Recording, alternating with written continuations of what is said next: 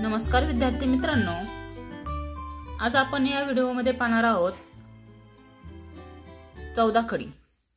14 खडीमध्ये आधी मुळाक्षरे येतात, त्यामध्ये अ, आ, ई, ई, उ, ऊ, ऋ, लू, ए, ऐ, ऐ, ओ, आ, औ, आणि आहा हे दोन स्वरादी आहेत। त्यानंतर व्यंजने। आता हे मुळाक्षरे जे आहेत ते मराठी भाषेचे काना मात्रा वेलांटी आहेत। आता व्यंजने पाहू। क, ख, ग, घ, ङ, च, छ, ज, झ, त्र, ट, ठ, ड, ढ, न, ट, ठ, द, ध, न, प, फ, ब, भ, म, य, र, ल, व, श, श, स, ह, ळ। विशेष संयुक्त व्यंजन आहेत क्ष आणि ञ। आता ही मुळाक्षरे आणि व्यंजने आहेत, मिळून 14 खडी तयार होते। आता ती 14 खडी कशी तयार होती ते आता आपण पाहूया। क मध्ये अ मिसळल्यास क असा उच्चार होतो। आता इथे अ हा स्वर मिसळल्यास क हा उच्चार होतो। इथे परत ह्या क ला हा काना दिला, आ हा काना दिला, त्याचा उच्चार होतो का। ई ही पहिली वेलांटी आहे, ई ही पहिली वेलांटी। आता आपण क हे व्यंजन लिहिलं, त्याला पहिली वेलांटी जशी ही वेलांटी दाखवली आहे इकडच्या बाजूने अशी दिली, त्याचा उच्चार होतो की। हा की ह्रस्व की आहे, म्हणजे त्याचा उच्चार चुटकी वाजण्याइतकाच असतो, की।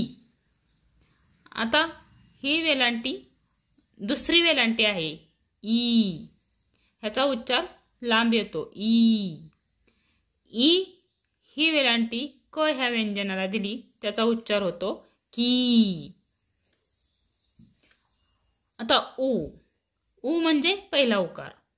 आता क ह्या व्यंजनाला उ हा पहिला उकार दिला, त्याचा उच्चार होतो कू। आता दुसरा उकार आहे, हे क व्यंजन घेतले, त्याला दुसरा विकार दिला, त्याचा उकार होतो कू। म्हणजेच हा जो कू आहे त्याचा लांब उच्चार होतो कू, आणि हा जागच्या जागेवरच होतो कू।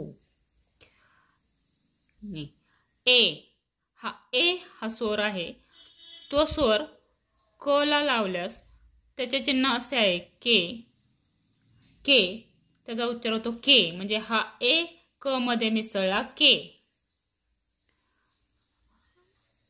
आता ऐ हा स्वर क मध्ये मिसळल्यास त्याचा उच्चार होतो कॅ। आता इथं आहे ऐ, ऐ क, ऐचे दोन मात्रे याला दिले, कै, क, ऐ, कै। इथे एक काना आहे आणि एक मात्रा आहे, इथे एक काना आहे। आता इथे एक काना एक मात्रा। ओ, क ला एक काना एक मात्रा दिल्यास त्यात ओ हा स्वर मिसळला जातो को। आता इथं का आहे, क आहे, क मध्ये ह्याला एक काना आणि त्यावरील अर्धा चंद्र त्याच्यावर दिल्यावर त्याचा उच्चार होतो क मध्ये अ हा स्वर मिसळला जातो क्वा।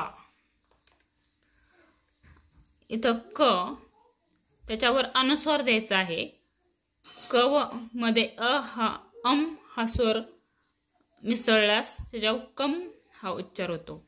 आता इथे पुन्हा क, त्याच्यामध्ये विसर्ग द्यायचे, इथं वर विसर्ग आहेत, त्यात अ हा स्वर मिसळला जातो कहा। अशाच प्रकारे आपण ख ची 12 खडी लिहूया।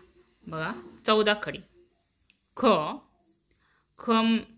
ख ला काना खा, ख ला पहिली वेलांटी खी, खला दुसरी वेलांटी खी, खला पहिला उकार खू, खला दुसरा उकार खू, खवर एक मात्रा खे, खवर अर्धचंद्र ख्या, खला दोन मात्रे खै, खला काना एक मात्रा खो, खला काना त्यावर अर्धचंद्र ख्वा, खवर अनुस्वार खम, खला विसर्ग खहा.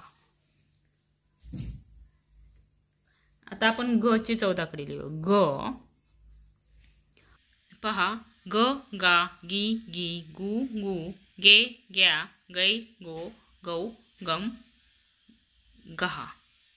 मुलांनो, आता आपण पुन्हा एकदा वाचन करू. ग गा गी गी गु गु गे ग्या गै गो गौ ग्वा गम गहा. विद्यार्थी मित्रांनो, 14 खडी कशी तयार होते हे तुमच्या लक्षात आले असेल. तर आता अशीच ज्ञ पर्यंतची 14 खडी तुम्ही वहीमध्ये लिहून काढायची आहे. व्हिडिओ जर तुम्हाला आवडला असेल तर व्हिडिओला लाईक करा, शेअर करा आणि सबस्क्राईब करा. थँक्यू.